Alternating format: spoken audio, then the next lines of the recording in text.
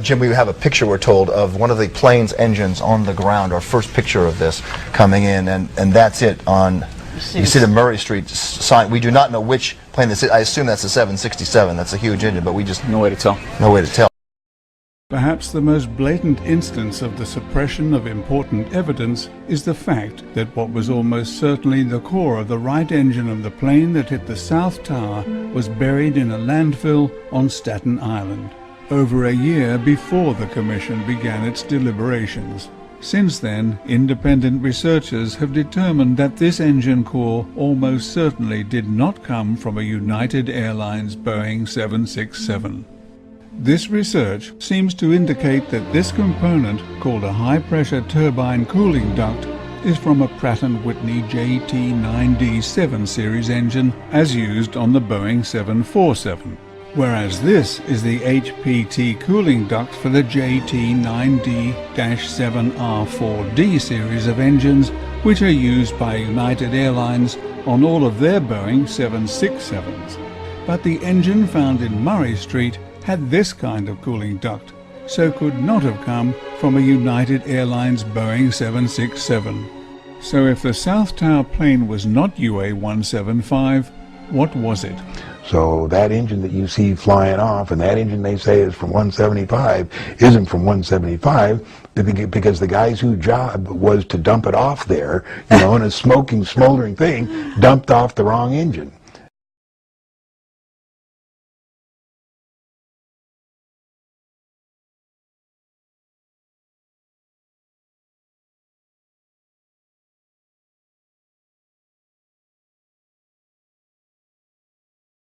United 175 crossed American 11 within miles of each other.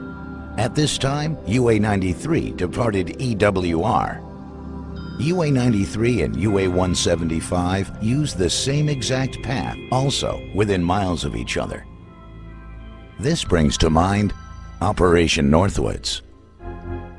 Operation Northwoods was a mission developed by Joint Chiefs of Staff Lemnitzer.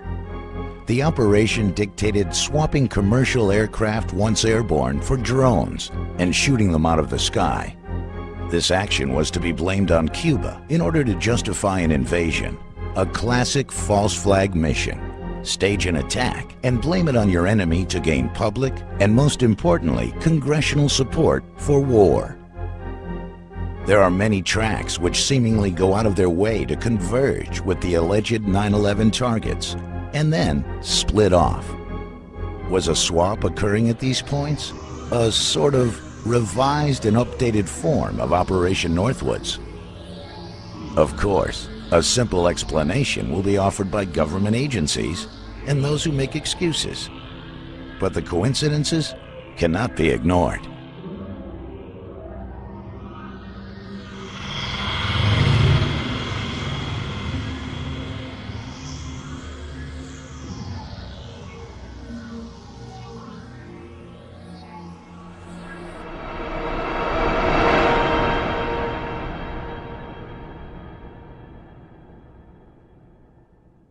There is evidence of the original aircraft still airborne after their supposed crash. Unlike the false rumors floated through the system in an apparent attempt to intercept the interceptors, there is data which does show UA-93 still airborne after its alleged crash, as well as N612UA, the aircraft which supposedly hit the South Tower. ATC transcripts show UA-93 still airborne at a location just south of the impact crater.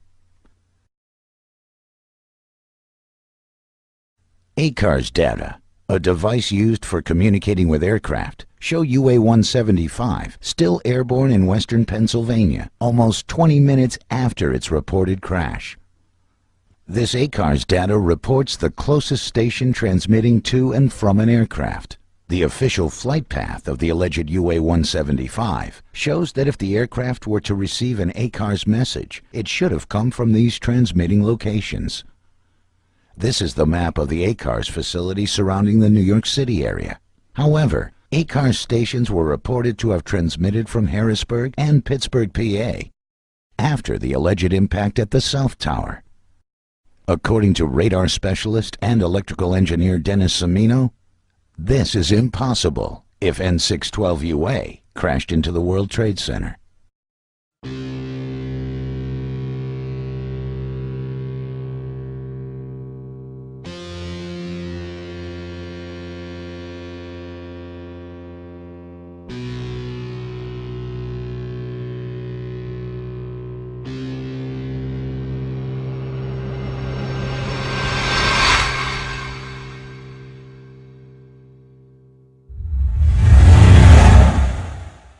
War games, simulated radar tracks, routing clearances other than preferred, enabling the second aircraft threat to be closer to the World Trade Center after the first impact. Aircraft exceeding their max operating limits by more than 130 to 150 knots. Inaccurate aircraft position reports, false aircraft target reports, aircraft converging, flying virtually in formation with, and then diverging from reported 9/11 aircraft. Fighters launched in the wrong directions. Aircraft seemingly still airborne after the alleged attacks. Poor communications. Phones not working. We cannot call out for some reason. All right, let me have your number. Is it any surprise that our defenses were always one step behind, while the perpetrators of 9/11 were able to successfully accomplish their mission with military precision? Are we supposed to believe Al-Qaeda was running all this interference so the supposed hijackers could complete their mission? Bin Laden isn't even listed as a suspect for 9/11, yet we went into Afghanistan to smoke him out. These are real questions. The cold hard facts added to the growing mountain of information and data, which does not add up to what we have been told by our government. How these planes are actually programmed to fly, because Boeing, in the design of these airplanes, wanted these airplanes to be flown by the computer. And certainly a novice pilot would not be able to do that. You don't just sit down and start flying, because you have to disengage the autopilot. It's already on a pre-programmed flight, and so you have to take it off of that flight and literally then hand fly it. And also there's the airplane has something called auto throttles, and that's being used during the flight, meaning that the power is managed by the computer. So you have to turn that off as well. So someone would have to know what buttons to push to be able to steer that airplane. And again, when you're talking about a 250,000-pound airplane being pointed at a specific target, that's not as easy as you think it is to do.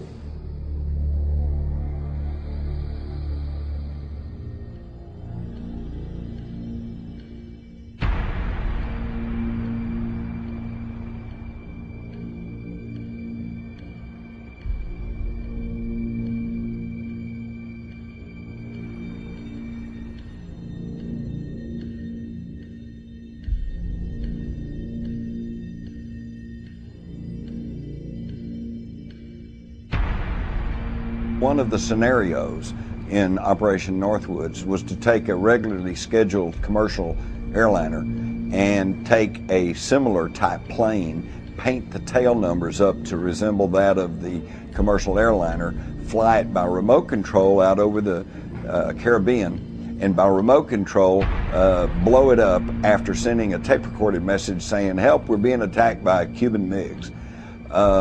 This was in 1962.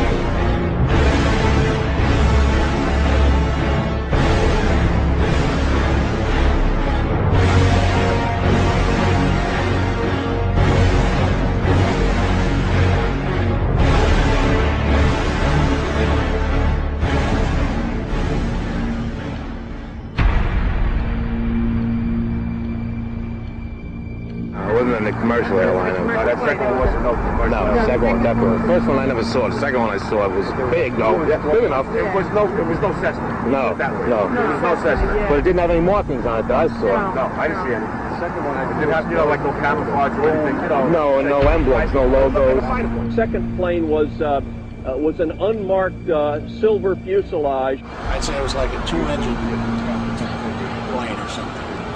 But it didn't look like an airliner to me because it was black. This one did it on purpose. Okay. A black plane. Yeah, we see it going around. He went. Yeah, we just saw it. A black plane. Yeah, we see it going around. He went. The plane wasn't no airliner or anything. It was a twin-engine, big gray plane.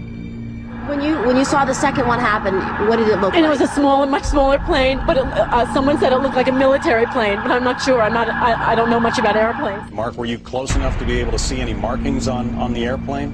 It definitely did not look like a commercial plane. I didn't see any windows on the sides. No, it was a black plane. It looked like a fighter jet. It looked like a fighter jet.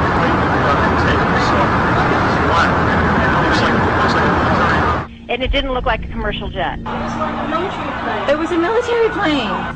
Could be a drone aircraft. That's an aircraft that's guided electronically to its target without having a pilot. The plane circle around and actually come on to the opposite side of the building and smash into the trade center. It was great, to be honest with you. We watched the first explosion. As we're watching the building, I saw a black, very large airplane fly right into the second building. It came out of the south, right in front of our eyes. Just, it was so surreal, like a movie set. Second and third explosion. We analyzed the speeds for the South Tower aircraft thoroughly in our presentation 9/11 World Trade Center attack. We have found, based on precedent, data, and aerodynamics, that a standard 767 would be impossible to control at such excessive speeds over its max operating. Was this aircraft modified so it could beat Otis fighters to its target, the South Tower of the World Trade Center? If it was, the modifications would have to be instructed by individuals who know our air defense response time. Just like there has never been a steel skyscraper to collapse from fire prior to 9/11, there has never been an aircraft positively identified to exceed its max operating speed by more than 150 knots. Its maneuvering speed by 220 knots, pulled G's, was controllable and survived before 9/11 or after. I flew the two actual aircraft which were involved in 9/11, the flight number 175 and flight 93, the 757 that allegedly went down at Shanksville, and flight 175 is the aircraft that's alleged to have hit the South Tower. I don't believe it's possible for, like I said, for a terrorist, a so-called terrorist, to train on a 172 and then jump in the cockpit of a 757, 767 glass cockpit and vertical navigate the aircraft, lateral navigate the aircraft, and fly the airplane at speeds exceeding its design limit speed by well over 100 knots, make high-speed, high-bank turns, pulling probably 5, 6, 7 Gs, and the aircraft would literally fall out of the sky. I couldn't do it, and I'm absolutely positive they couldn't do it. All the recorded sources, all the different photographic evidence that was produced by CNN and ABC, they all show this pod. It's there. You can see it with your own eyes. And in my professional opinion, that there was a pod attached to the bottom of that aircraft, and therefore it was not United Airlines Flight 175. When I first saw the appendage on Flight 175, this extra piece of equipment, I was looking at the Evan Fairbanks footage, which is kind of bluish, and it's from the underneath. It's off-centered on the fuselage. It's between the engines. It casts its own shadow. It has its own reflection. And when I saw this, I thought somebody's had to have photoshopped this, and I wanted to get other sources to make sure that it wasn't just a product of Photoshop. It was in all the CNN footage when you took their videos and did freeze frames. It was definitely a three-dimensional piece of equipment. It definitely has nothing to do with Photoshop, and it shouldn't be there. Anybody can see the other piece of equipment right there in the center line on the starboard side of that fuselage. It can't be anything other than an external piece of equipment. Looking for more video evidence, right at ground zero, Deb Simon and I went down to New York City one day and buying all the pictures from street vendors we could find, we found a picture which I believe is Rob Howard's photograph, but it was a 35mm print. And I was tickled because you could clearly see, the appendage on the bottom. This is not normal for an aircraft. This is not normal for what we should be seeing on Flight 175. One of the things that jumped out at me when I looked at the footage or the video of Flight 175 as it went into the World Trade Center is it appeared to me that there was something on the under fuselage of that aircraft that did not belong there, at least not with a commercial airliner. Now, I'll tell you where I have seen attachments that look like that on military aircraft. So the question you have to answer now is, was that the commercial airliner that hit the World Trade Center, or possibly was it an aircraft that looked very similar but was a military type airplane? After compiling a lot of the photographs and a lot of video regarding Flight 175, and there's some CNN footage that shows the whole side of the plane lighting up. And just as the aircraft is penetrating the World Trade Center, there's this bright anomalous event. It's like an orange flash, off to the right of the fuselage. The bottom of that aircraft was exposed so that there was a large flash just prior to impact with the building. There was a large flash, so large that it lit up the side of the fuselage of that aircraft. It wasn't just a small spark. There's been some discussion of just exactly what produced this flash. Some of the scenarios have been talked about have been reflection, or sparks, or static discharge, or possibly an incendiary attached to the aircraft. This flash is produced in the shadow of the wing, so I don't think it could have been a reflection. As far as the possibility of sparks during penetration, the radome of the aircraft is a composite material. It's not metal per se. The wings are metal. They didn't produce sparks as they penetrated. So I don't believe they were sparks. As far as the static discharge, the 767 all aircraft have attached to the airframe what's called static wicks that are there to dissipate any static charges that could be produced on an aircraft in flight. In all my years of flying, the only time an aircraft has been statically charged is when you're flying for extended periods in precipitation. September the 11th was a perfectly clear early fall day without any clouds in the sky, so I don't think these aircraft would have been statically charged by precipitation. And then the other item, or possible explanation, would have been an incendiary. And I do believe that this is what the source of the flash was. This flash is produced right in line where the pod was attached. Look at the footage in very slow motion. You can step through the footage with your pause still button on a DVD, and as this aircraft penetrates, you see the enlarged torn area, facade where this pod was attached. All this evidence indicates to me that it was not a reflection or sparks or static discharge, but I think it was an incendiary that was associated with the pod that was attached.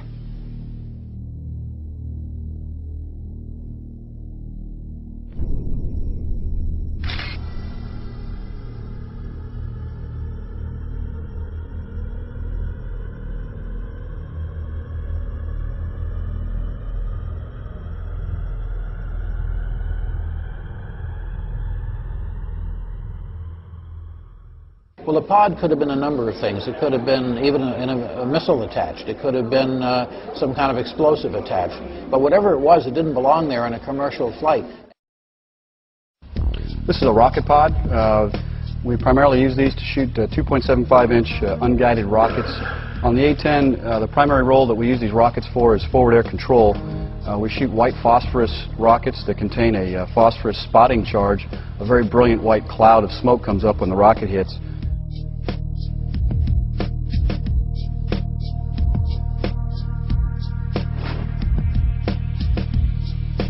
American Flight 11 was the flight that hit the North Tower, the first tower that was hit.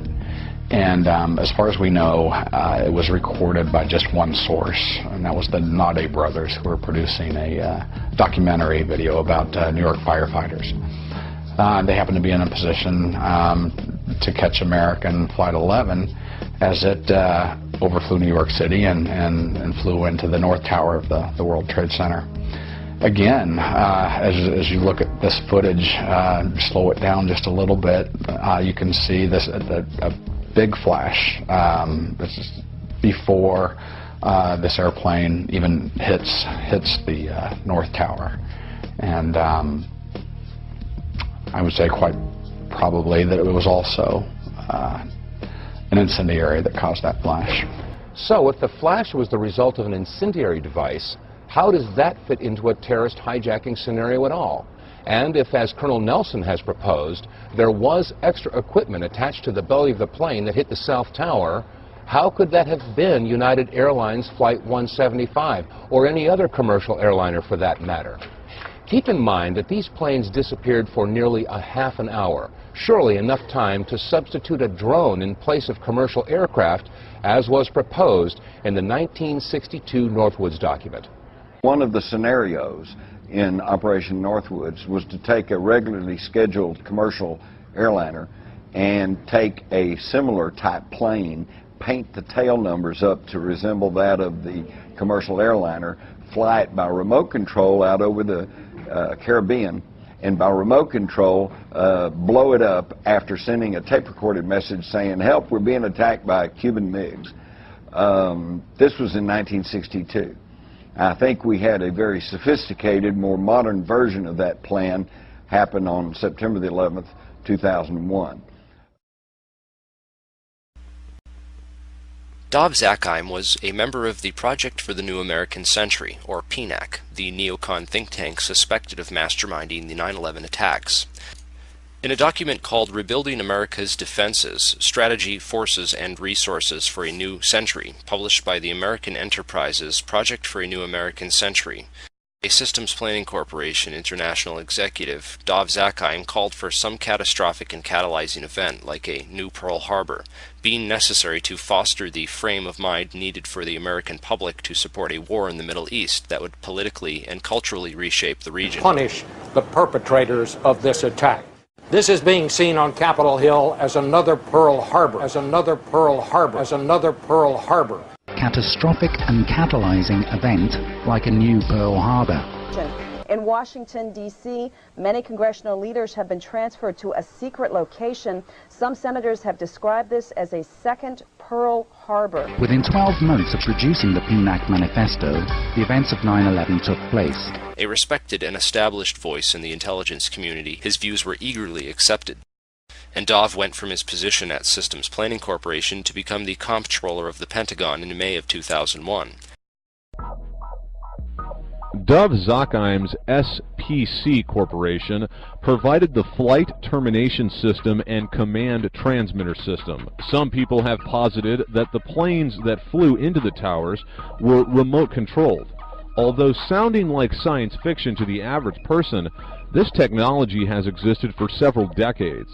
In an emergency situation in which pilot and co-pilot have been incapacitated, ground control can take control of a plane and fly it safe and sound to its destination. SPC, according to their official website, specializes in many areas of defense technology production and manufacture, including a system developed by their radar physics group called the Flight Termination System, or FTS. This is a system used to destroy target drones, craft that would be fired on by test aircraft or weaponry, in the event of malfunctions or misses. This highly sophisticated wargame technology allows the control of several drones from a remote location on varying frequencies, and has a range of several hundred miles. This technology can be used on many different types of aircraft, including large passenger jets. According to the SPC website, A recent customer at that time was Eglin Air Force Base, located in Florida. Eglin is very near another Air Force base in Florida, MacDill Air Force Base, where Dov Zakheim contracted to send at least 32 Boeing 767 aircraft as part of the Boeing Pentagon tanker lease agreement. As the events of September 11, 2001 occurred, little was mentioned about these strange coincidences and the proximity of Dov Zakheim and his group. Since there was little physical evidence remaining after the events, investigators were only left with photographic and anecdotal evidence. This is a photograph of the Flight Termination System module from their site. Note it has a cylindrical shape and is consistent with the size and shape of the object observed under the fuselage of Flight 175. The Boeing lease deal involved the replacement of the aging KC-135 tanker fleet with these smaller, more efficient Boeing 767s, which were to be leased by Dov Zakheim's group. If you take a careful look at the flight paths of American Airlines 11 and UA-175, the two flights that took off from Boston's Logan Airport and crashed into the Twin Towers, you'll find a major clue. Not only did both these planes cross paths directly over Stewart Air Force Base, but they did so at the exact same time. Another interesting coincidence I found was that Flight 93 turned around directly over Hopkins Airport, and Flight 77 turned around directly over Tri-State Airport.